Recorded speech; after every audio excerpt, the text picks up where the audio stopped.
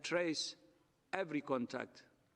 If countries rush to lift restrictions too quickly, the virus could resurge and the economic impact could be even more severe and prolonged.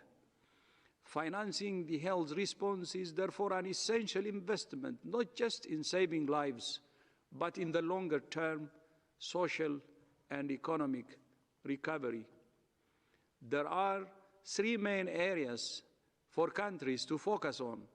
First, we call on all countries to ensure core public health measures are fully funded, including case finding, testing, contact tracing, collecting data, and communication and information campaigns. Second, we also call on countries and partners to strengthen the foundations of health systems. That means health workers must be paid their salaries, and health facilities need a reliable supply of funding to purchase essential medical supplies. Third, we call on all countries to remove financial barriers to care. If people delay or forgo care because they can't afford it, they not only harm themselves, they make the pandemic harder to control and put society at risk. Several countries are suspending user fees and providing free testing and care for COVID-19, regardless of a person's insurance, citizenship, or residence status. We encourage these measures. This is an unprecedented crisis which demands an unprecedented response. Suspending user fees should be supported with measures to compensate providers for the loss of revenues. Government should also consider using cash transfers to the most vulnerable households to overcome barriers to access. This may be particularly important for refugees, internally displaced persons, migrants, and the homeless. The pandemic is also having an effect on the fight against other diseases like polio. As you know, in recent years, we have driven polio to the brink of eradication. This has been a massive global effort, started by Rotary, supported by many other partners, and led by thousands of health workers, vaccinating children in some very difficult and dangerous areas. Many of those health workers are now supporting the COVID-19 response. They're tracing contacts, finding cases, and providing public health information to communities. To reduce the risk of increasing transmission of COVID-19, the Polio Oversight Board has made the hard decision to suspend house-to-house vaccination campaigns, knowing that this may lead to an increase in polio cases. To reduce this risk, we will support countries to maintain essential immunization for all vaccine-preventable diseases. WHO has published guidance for countries on how to maintain essential health services even while responding to this crisis. The Global Polio Eradication Initiative is working to ensure that once it's safe to do so, countries can be supported to rapidly restart polio vaccination campaigns. While all our energy may be focused on COVID-19 now, our commitment to eradicating polio is unshakable. Sadly, there are reports from some countries of an increase in domestic violence since the COVID-19 outbreak began. As people are asked to stay at home, the risk of intimate partner violence is likely to increase. Women in abusive relationships are more likely to be exposed to violence, as are their children, as family members spend more time in close contact and families cope with additional stress and potential economic or job losses. Women may have less contact with family and friends who may provide support and protection from violence. We call on countries to include services for addressing domestic violence as an essential service that must continue during the COVID-19 response. If you're experiencing or at risk of domestic violence, speak to supportive family and friends. Seek support from a hotline or seek out local services for survivors. Make a plan to protect yourself and your children any way you can. This could include having a neighbor, friend, relative, or shelter identified to go to should you need to leave the house immediately. There is never any excuse for violence. We abhor all violence of all forms at all times. Finally, the global response to COVID-19 would not be possible without the generosity of countries and partners. 2 months ago, WHO issued its strategic preparedness and response plan with an initial ask of $675 million to support the response. I'm delighted to say that almost $690 million has now been pledged or received. Of this amount, $300 million has been given to support WHO's work, and the rest has been given on a bilateral basis or to other organizations involved in the response. I would like to thank the state of Kuwait, which today is becoming one of the largest donors with a total of $60 million US dollars. Separately, WHO Solidarity Response Fund has now raised more than $127 million US dollars from more than 219,000 individuals and organizations. I would like to thank Tencent for its contribution of $10 million US dollars. I'm also pleased to announce that I have invited UNICEF to join the Solidarity Response Fund. UNICEF has extensive experience both in fundraising and implementing programs, and our partnership will help us to work together closely to save lives. And thank you so much, my sister Henrietta, for accepting my invitation. We still have a long way to go in this fight. WHO is working every single day with all countries and partners to save lives and to mitigate the social and economic impact of the pandemic. The IMF is a key partner, and I would now like to hand the floor to my sister, Kristalina, to make a few remarks. And thank you so much for joining us, Kristalina. Thank you. Thank you very much, Dr. Tedros, for the invitation, but most importantly, for the work you and your staff do. And I want to express from the bottom of my heart a gratitude to all health workers that are on the front line to save lives, sometimes risking their own. At the outset, I would like to make 3 points. First, this is a crisis like no other. Never in the history of the IMF we have witnessed the world economy coming to a standstill. We are now in recession. It is way worse than the global financial crisis. And it is a crisis that requires all of us to come together. WHO is there to protect the health of people. The IMF is there to protect the health of the world economy. They both are under siege. And only united we can do our duties. I want to stress the message that you and I have sent to the world, that saving lives and protective livelihoods ought to go hand in hand. We cannot do one without the other. And in that spirit, we at the IMF are concentrated on making sure that there is a strong response to the health crisis, as well as protecting the strength of the economy. My second point is about emerging markets and developing economies.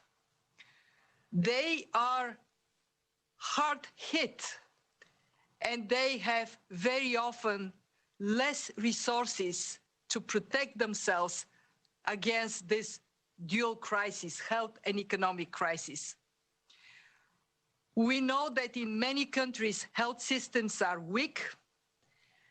We know that in flight to safety, a lot of capital has left the emerging economies, the developing world. Nearly $90 billion have flown out. This is way more than during the global financial crisis. And some countries are highly dependent on commodity exports. With prices collapsing, they're hit yet again. It is paramount for us to place these countries, and especially the weakest among them, in the center of our attention. The same way the virus hits vulnerable people with medical preconditions hardest, the economic crisis hits vulnerable economies the hardest. And that takes me to my third point. We at the IMF are mobilizing strongly, working together with the World Bank and other international financial institutions, bringing the world together to provide protection against this crisis. We have $1 trillion war chest, and we are determined to use as much as necessary in that protecting the economy from the scarring of this crisis.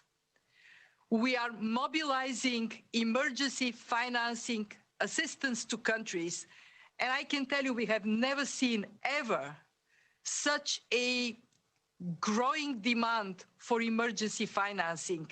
Already over 90 countries have been placing requests to the IMF for it. And this emergency financing is to underpin the appeal that you and I are putting out. And it is, please prioritize health expenditures, use money to pay doctors and nurses, make sure hospitals function, that there are makeshift clinics where necessary, and protect your economy, the most vulnerable people, firms, so they can hold on their workers, because the highest risk we see is a wave of bankruptcies and layoffs that would make the recovery from this crisis harder. Third, we, in this line of financial support, we have the big one, $1 trillion, we have the emergency financing. We are also taking strong action for the poorest of our members by mobilizing grant funds to serve their duties to the IMF, so they don't have to use scarce resources today for that purpose. And together with the president of the World Bank, we put out an appeal to official bilateral creditors for the time the economy is standing still to have debt service obligations also in standstill, a moratorium on debt service for either countries. Let me finish by saying that this is, in my lifetime, humanity's darkest hour, a big threat to the whole world. And it requires from us to stand tall, be united, and protect the most vulnerable of our fellow citizens on this planet. Thank you. Thank you, Tedros, for having me. Thank you very much, Ms.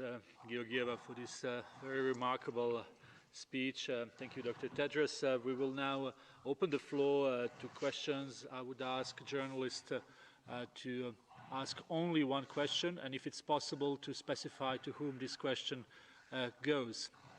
So We will start first with the CNBC and Dawn from CNBC. Dawn, can you hear us? Hi, yes, can you hear me? Yes, please go ahead. Okay, thank you for taking my question. I am calling from quarantine in New York City. My question is that the fatality rates in Italy and the United States, especially Italy, are significantly higher than in Asia. And it appears that that may be the case in the next few weeks in the U.S. I've seen research reports on ACE inhibitors and ibuprofen affecting this disease. Is there anything in the diet, the lifestyle, the typical drug protocols that Americans or Europeans use that make this virus more severe?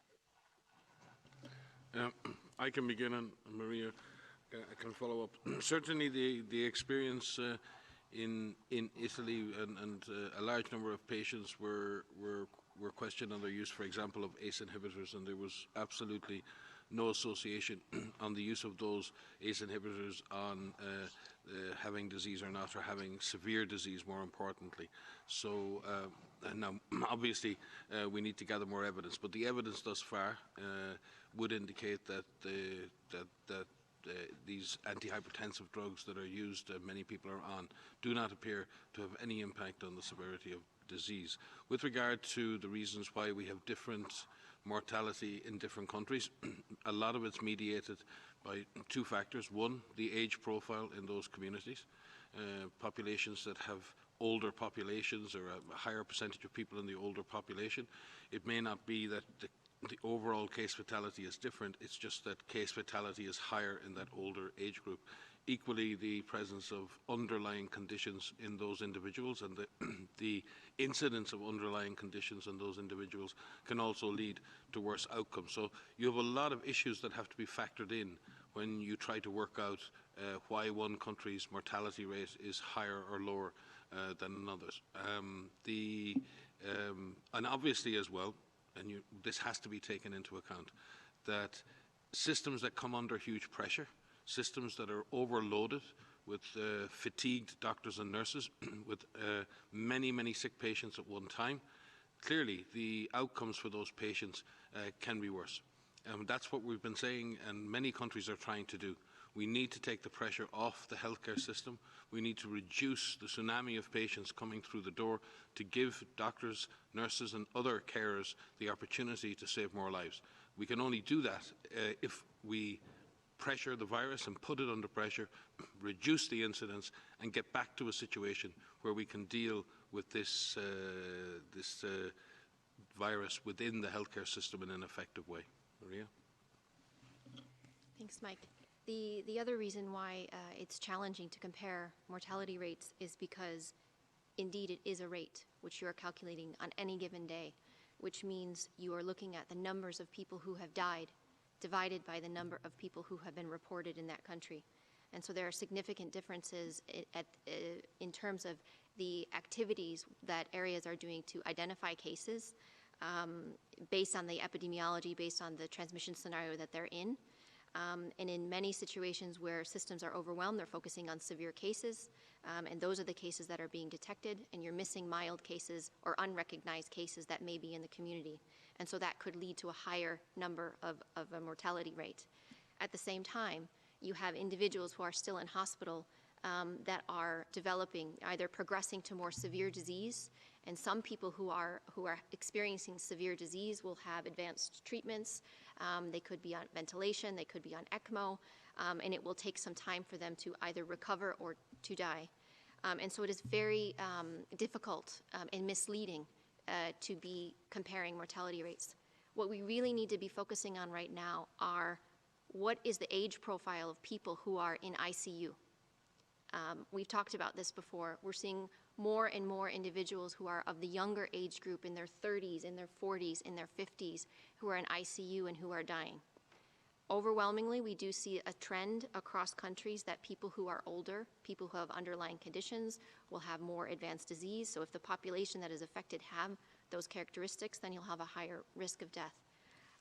But we have some time to go before we can really understand what mortality looks like across different countries. So I would urge you to take those mortality rates with caution when comparing across countries. Thank you very much, Dr. Ryan and Dr. Bankirkov. We will now go to Simon Ateba from Today News Africa. Simon, can you hear us? Yes, I can hear you. Can you hear me? Yes, please go ahead. Thank you for taking my question. My name is Simon Ateba from Today News Africa in Washington, D.C. And my question goes to the Managing Director of the IMF, Ms. Kristalina Georgieva. From Lagos in Nigeria to Johannesburg in South Africa, and even to Kinshasa in the Democratic Republic of Congo, Africans who have been forced to stay home are complaining about hunger. Many of them say that hunger may kill them faster than even the coronavirus. The WHO Director General recently said the IMF and the World Bank should grant debt relief to developing countries, including African countries, to provide food to their citizens and curb the spread of the coronavirus. Can you guarantee here today that you will pay special attention to African nations to contain this pandemic by granting debt relief to African nations before it's too late? Thank you. Well, I want to thank very much for this question. It is the continent we at the IMF worry a lot about. There has been a momentum built in Africa. Africa has been growing, and many countries have done really well in recent years, and we are risking to lose this momentum and even worse, to reverse it. And therefore, it is hugely important to provide substantial financial support to Africa. And we do it in two ways. One, we are scaling up emergency financing. And I can tell you that yesterday our board approved emergency financing for Rwanda. And today, 2 more African countries are going to be in discussion for approval. Our objective is to double what normally is being provided as emergency financing. And we do that in very highly concessional terms, with a big component of this financing being de facto grant component. We do so because we recognize that many governments are faced with this dilemma. Do they provide support to people to simply survive? Do they fight the virus? And we want this to be a false dilemma. We want them to have, for the next months, substantial financial resources so they can step up their support for people against the pandemic and their support for the economy. In many cases, informal economy that requires social safety nets to be strengthened to help people. 2, we do see the issue of debt as one that has to be addressed urgently. For us at the IMF, what it means is that for our poorest members, we are raising grant financing to cover their dues to the IMF. It is called Catastrophe Containment Relief Trust, and we have been getting support from the UK, Japan, and others, so we can do what you're saying, provide debt relief vis-a-vis our own obligations. Beyond that, we are also calling on official creditors to countries, either countries, many of those are countries in Africa, to provide much needed space for countries to address their immediate priorities by a standstill on debt service to official creditors for a period of 1 year. And I can tell you that I have been in touch with many of the leaders in Africa. I know how important it is right now to stand up and support Africa built a bridge over what is such a dramatic drop in their economic performance. Thank you very much, Ms. Georgieva. And thanks, Simon, for this question. We will go now to Randy from Al Jazeera. Randy, can you hear us? Yeah, I can hear you now. Please go ahead. Thank you. The question goes to Ms. Kristalina Georgieva of the IMF. I'd like to ask you something more specific on the economic impact in Southeast Asia, because I'm wondering, I mean, based on the IMF's assessment, what has been the economic impact of the pandemic on Indonesia, Southeast Asia's largest economy, been like, and what does the government in Jakarta, the capital city, need to do more in order to overcome the issue? Thank you. Mm-hmm. Well, thank you very much for this question. Indonesia, over the last years, has done a lot to build very strong macroeconomic fundamentals and buffers exactly in a case of a crisis. And what is happening today is Indonesia is taking a set of measures that are significant, they're large, and they're well targeted to support the economy to go through this very difficult time. Like many other emerging market economies, Indonesia is experiencing a significant outflow of capital, and that makes it so much more difficult for the country because there is a drop in production, and that is to say, drop in revenues, and at the same time, the needs of supporting the population in this crisis are growing. What we see Indonesia doing very well is to have a coordinated response between the Ministry of Finance and the central bank. So measures that are taken are impactful, they're strong and impactful. We are also fully aware that the issue of dollar liquidity is one that many countries, including Indonesia, needs to wrestle with. This is where we are very strongly supporting central banks of advanced economies, and especially the Federal Reserve in the United States, to do more of what they have started doing, and it is to offer swap lines to banks in emerging market economies. On our side at the IMF, we have been very much encouraged by Indonesia, among many other countries, to look into whether we can offer more in terms of instruments that are fitting for emerging market economies and address the issue of liquidity. And our board is going to review a proposal in the next days on creating a short-term liquidity line that is exactly targeted to countries with strong fundamentals, strong macroeconomic fundamentals that may be experiencing short-term liquidity constraints.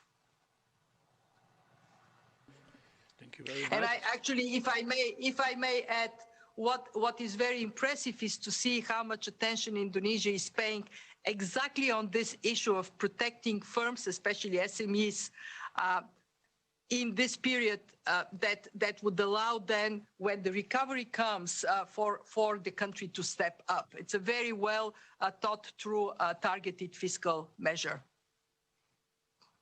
Thank you very much, Ms. Georgieva. Now we will go to Italy, to Giulio Giammaria, who tried on a couple of occasions to ask a question. Hello.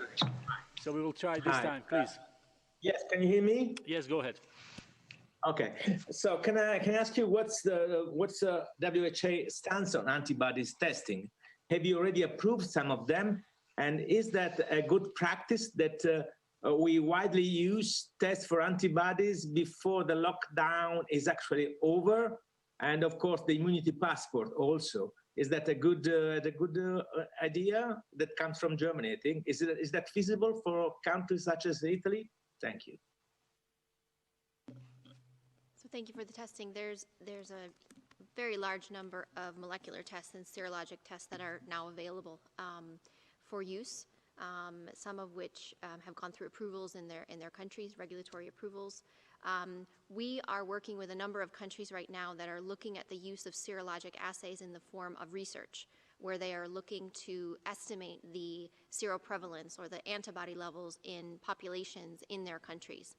There's a number of countries across Europe and across Asia that are currently doing this, and they're looking at different types of tests. They're looking at screening assays, which are ELISAs, but they're also looking at microneutralization assays, which are more confirmatory testing.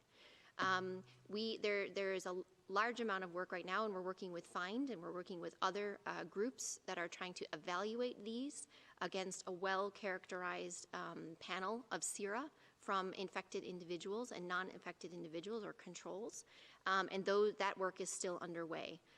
What we would like to be able to do in the form of research is to be able to compare some of those serologic assays with individuals who are known to have been infected, so identified through molecular testing. And all of this work is underway. But there are a number of tests that are available, and this is very positive in terms of being early 4 months into a pandemic, where they were rapidly developed because full genome sequences were shared very quickly by China.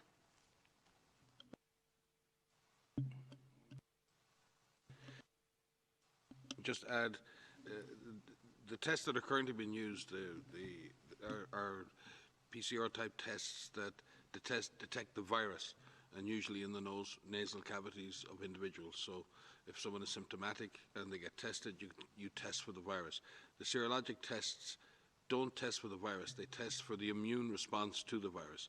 And they say you've had a recent infection or maybe not so recent infection, and there are different parts of that test. For IgM, which tells you if you've had a very recent infection or still infectious, and IgG, which says you've had an infection at some time in the past. So we have to be careful in using these tests, that they may diagnose you as having had the infection, but they're not necessarily used in the active diagnosis of an active case. You can be sick and infected with the virus, and you may not have yet developed a serologic response to the virus. So how these tests are used has to be very carefully calibrated. We welcome all the innovation, and we need a comprehensive set of testing tools, but they need to be rolled out with the careful objectives of what they're actually supposed to achieve. But we do welcome the innovation, we welcome the private sector innovation, and we welcome governments introducing these testing into their national policies in the appropriate way.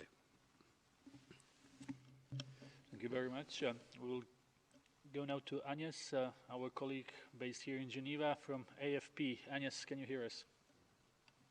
Yes, hello, Tarek, I can hear you. I wanted to add a question to something that Maria Kerkhoff said before. She said, if I understood well, that more and more, it appears that more and more young adults are in intensive cares.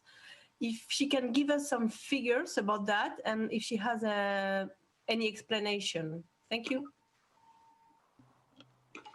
So thank you for that question. Yes, indeed, we are seeing more and more younger individuals who are experiencing severe disease. I should say overall, most of the people who are experiencing severe disease and ending up in ICU and needing advanced care are people of older age and are people who have underlying conditions. But what we are seeing in some countries is that there are individuals who are in their 30s, who are in their 40s, who are in their 50s, who are in ICU and who have died.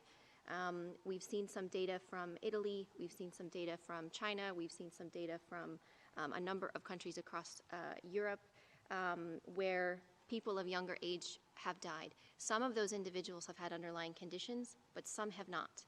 And so what we need to better understand is why there are young people who are dying from this infection.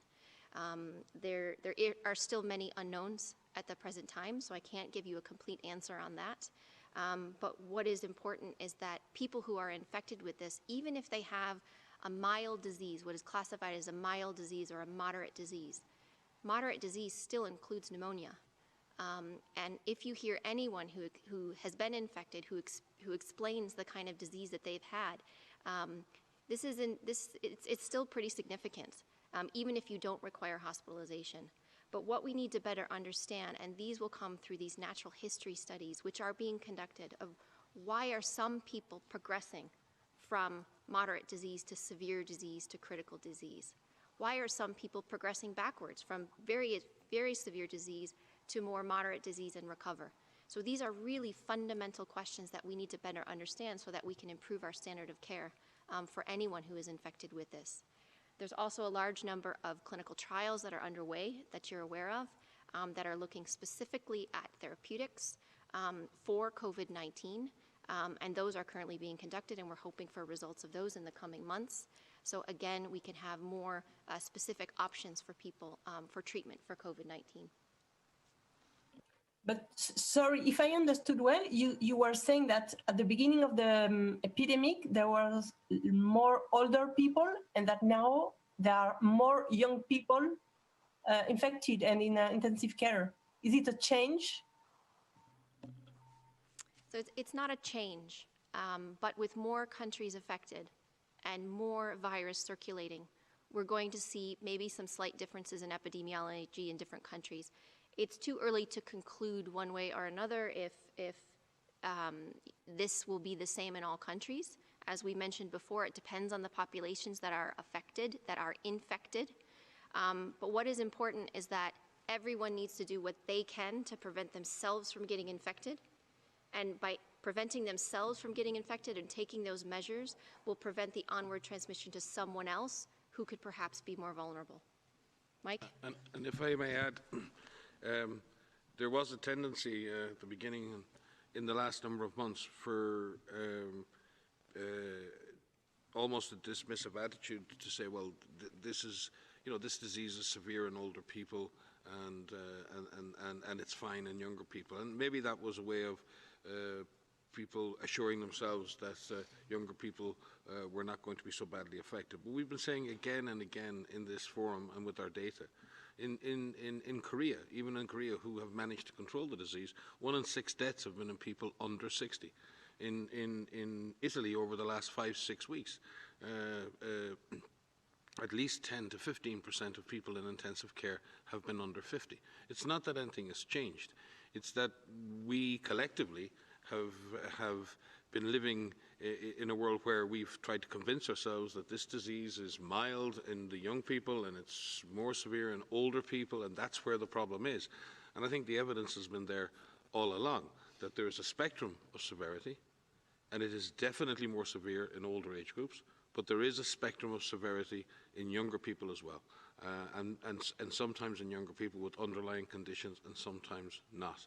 So I don't think there's been a significant change. As the numbers grow, as the clinical data is collected, we begin to see that this disease has an impact on the young as well as the old.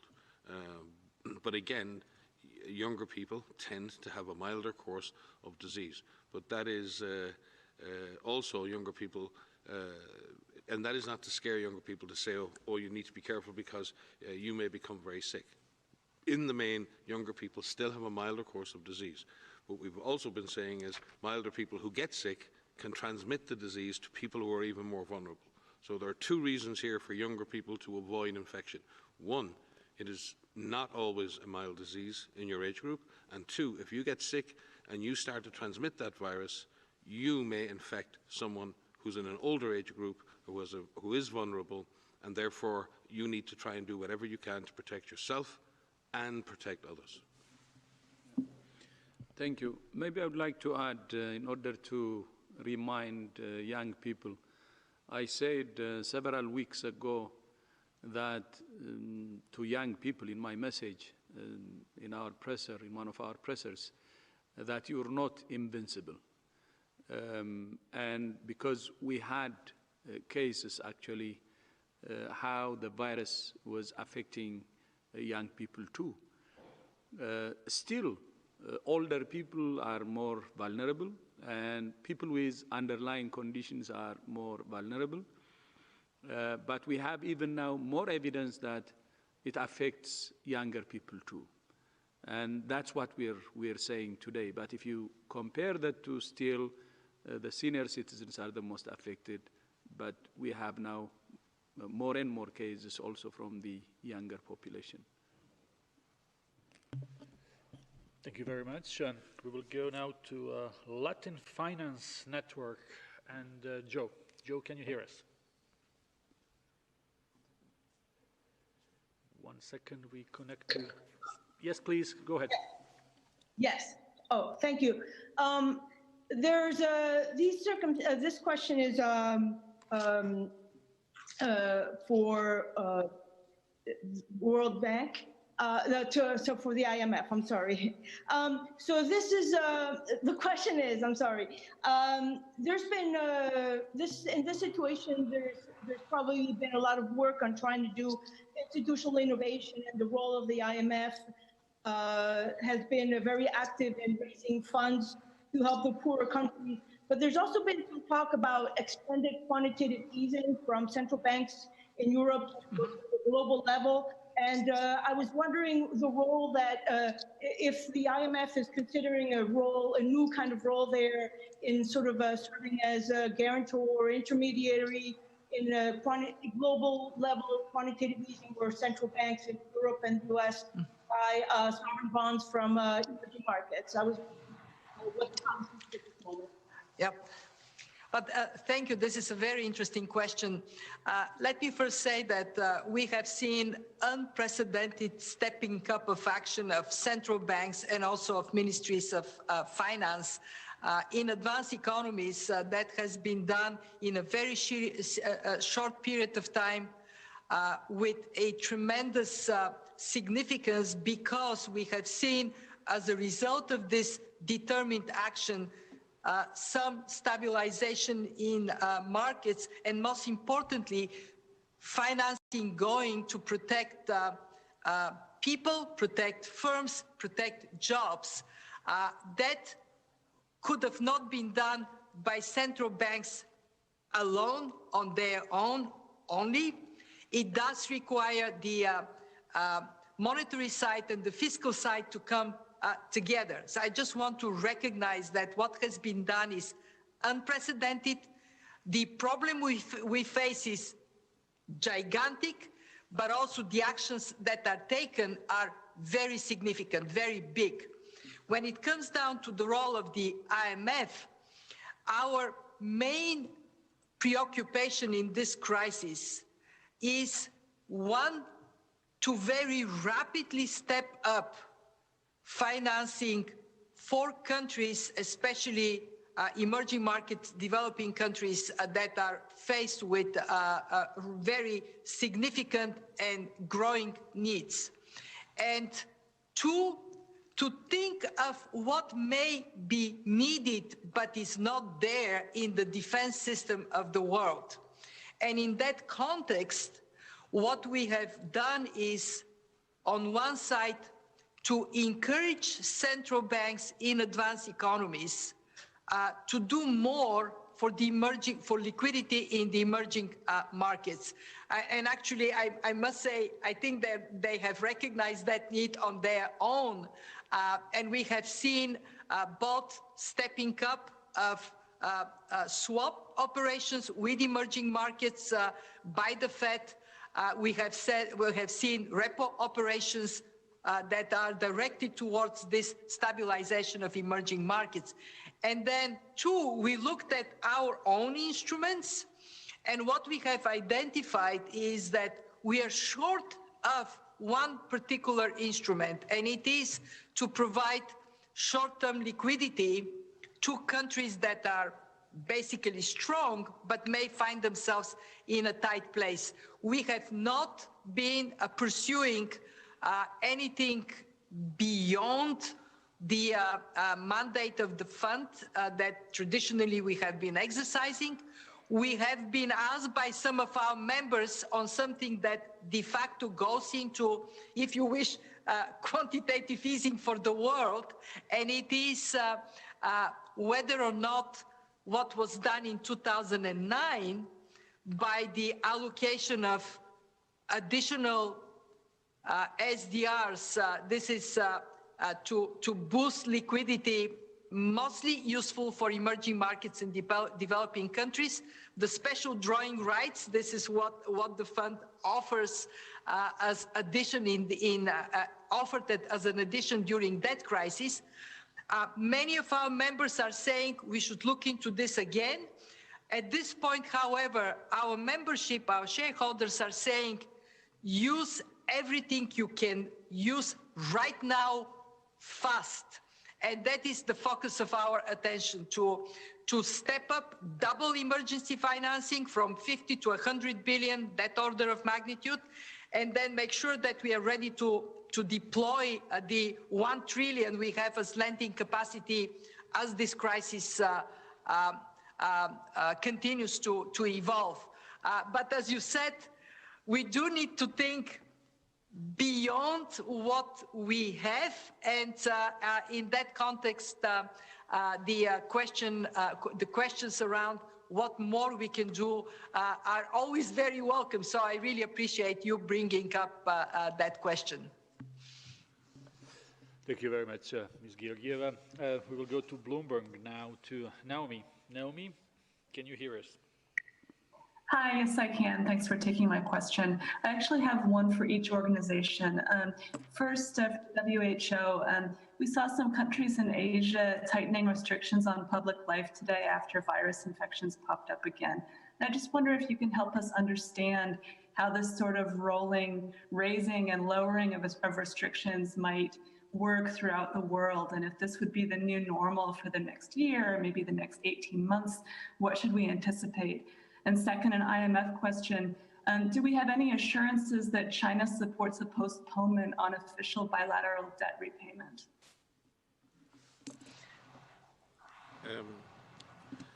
On the issue of measures, I think many countries around the world have been climbing a very tragic and dangerous mountain of disease. And we need to be also extremely careful on the descent. We need to be watchful, be aware. We want this disease to go away. We want the numbers to drop. But as they drop, and as we try to come up with transition strategies to allow economies and social life to re-emerge, and nobody wants that more than us here at WHO and all our medical and nursing colleagues around the world, our healthcare professionals. But what we need to absolutely ensure that if we want to transition back to a steady state with the virus, if we want to reach a point of disease control, we need to put in place the public health architecture. We need a massive investment in our capacity to do surveillance, contact tracing, isolation and quarantine. We need very good information systems. We need a highly educated, engaged and empowered communities around the world who understand what to do if they're sick, where to go, have access to a doctor, to a nurse, to testing, to isolation, to quarantine. And at the same time, we strengthen our healthcare system to deal with those who are very sick.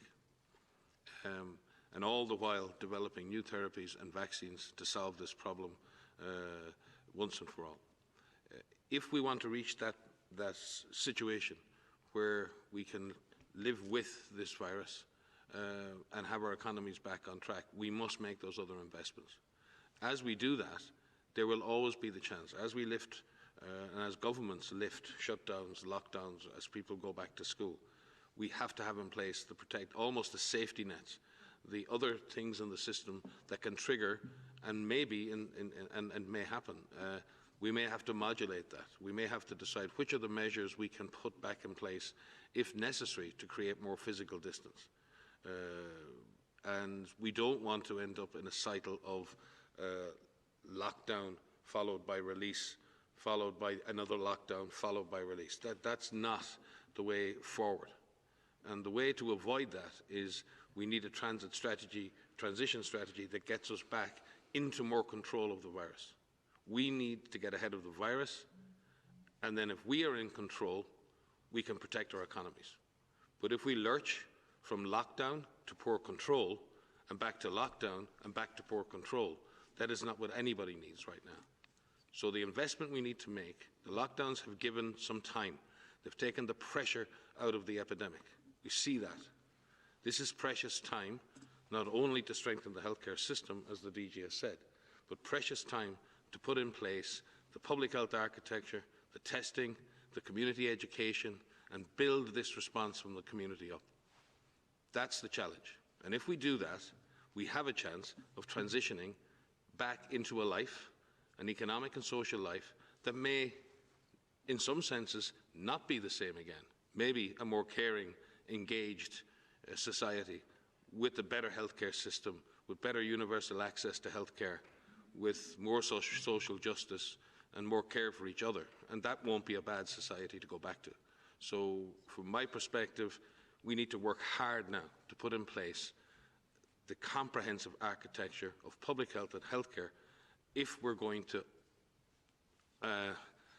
unlock safely from the economic measures or from the societal measures and population measures that are affecting and impacting people's social and economic future.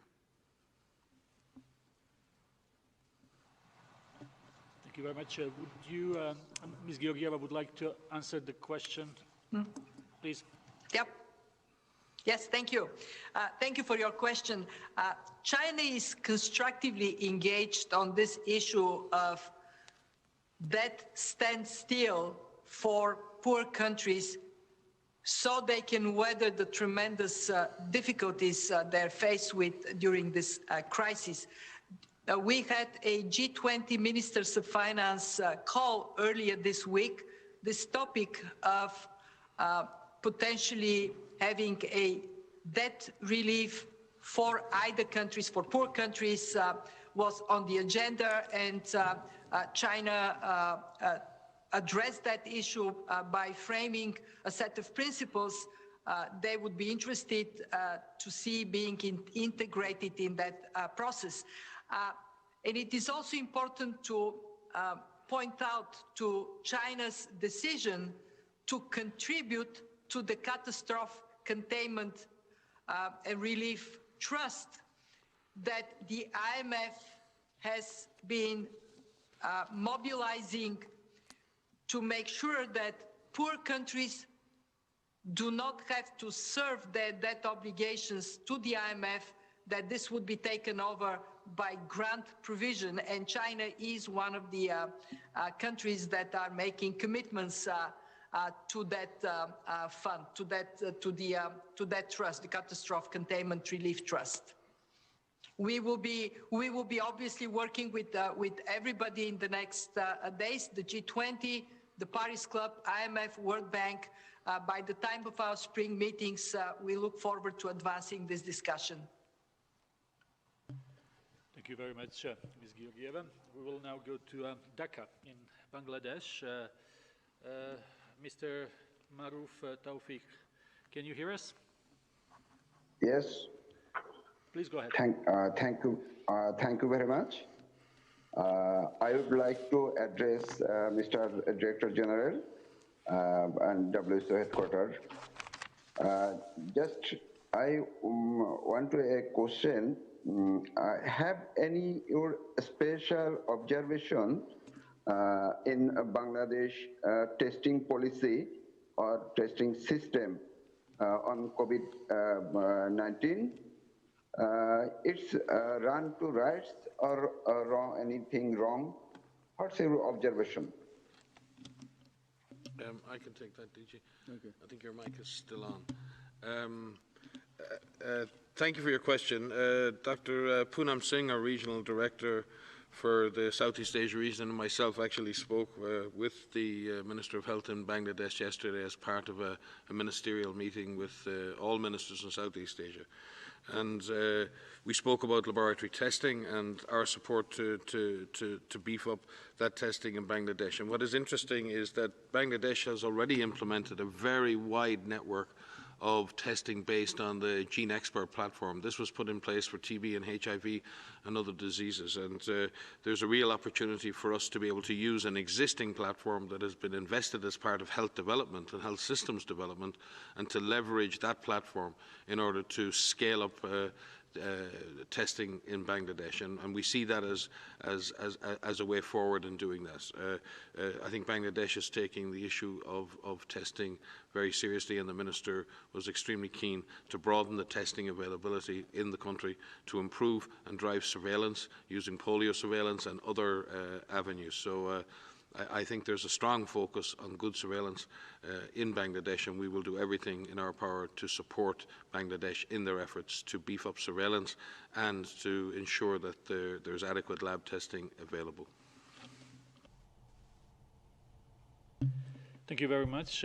We'll go now to South China Morning Post.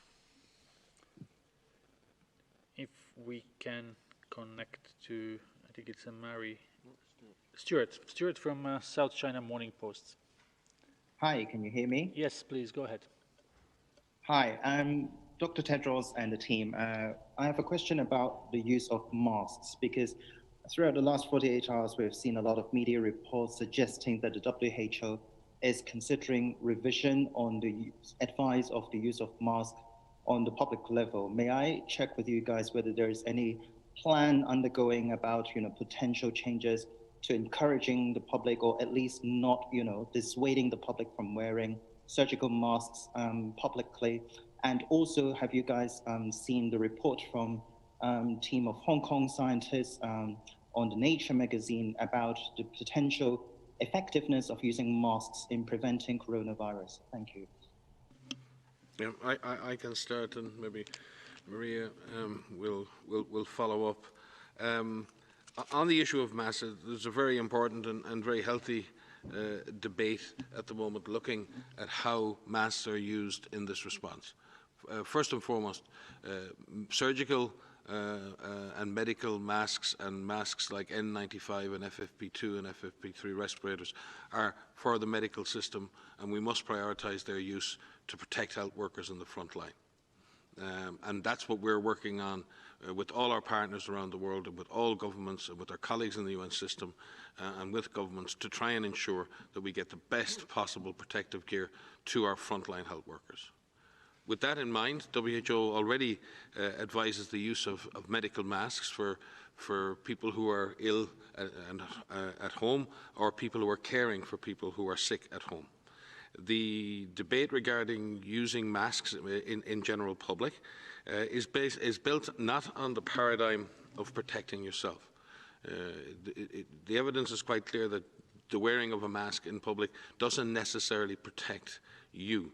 But if a sick person wears a mask, then it is less likely that they may infect others. At the moment, and from a WHO perspective, people who are sick with COVID-19 should be in isolation. And we need to make sure that people are in isolation. But there are circumstances, and we need to be open on this. This is a new epidemic. It is challenging everything we know. It is challenging systems. So there are particular contexts, circumstances, in which it may not be possible to do physical distancing, in which people may not have access to all of the services that may be available in other countries. And there may be situations where the wearing of masks may reduce the rate at which infected individuals may infect others. It is not the ideal solution in this sense, but it is it should be considered in the context of the comprehensive strategy to control the disease. It should be considered in terms of the types of transmission that are happening, how intense transmission is at community level, what the circumstances and context of that transmission is, and what the resources are to deal with that. And we must preserve medical, surgical and respirator masks for our frontline workers. But the idea of using respiratory coverings or mouth coverings to prevent coughing and sneezing, projecting disease into the environment or towards others, that's a mechanical process, and that in itself is not a bad idea. But that doesn't negate the need for hand washing. It doesn't negate the need for physical distancing. It doesn't negate the need for people to stay at home if there's a stay-at-home order in place. It doesn't negate the need for everyone to protect themselves and try to protect others. So we can certainly see circumstances in which the use of masks, but homemade or cloth masks at community level, may help in an overall comprehensive response to this disease. And we will support governments in making those decisions based on the situation they find themselves in terms of transmission, based on the context in which they're dealing and the resources that they have at their disposal. But above all, we must ensure that our frontline health workers are the ones who are most exposed. They're the ones that need the high performance protection in order for them to stay healthy, do their jobs and save lives. There are many articles coming out at the moment on types of transmission and pre-symptomatic transmission.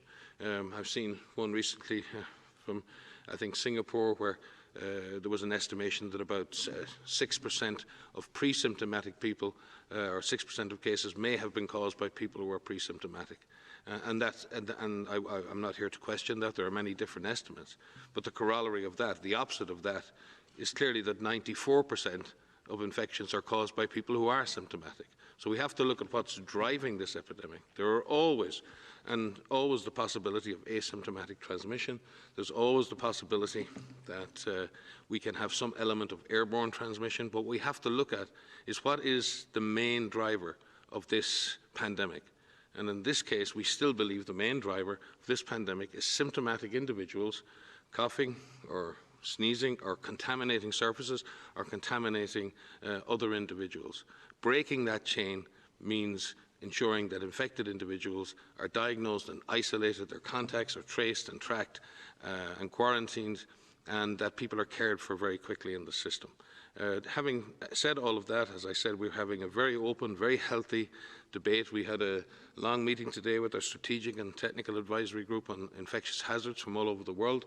I know our expert group on infection prevention and control has been talking about this very intensely over the last days. We will look at all that evidence. We will read, every single paper, we will engage with every single researcher, and we will see what place can be found for this intervention in this overall response. And we will support governments who wish to have a measured approach to the use of masks and who include that as part of a comprehensive strategy to control this disease. Maria. Thank you very much, Dr. Ryan. We will have to conclude here. Maybe DG would have one last word, maybe to thank our guest.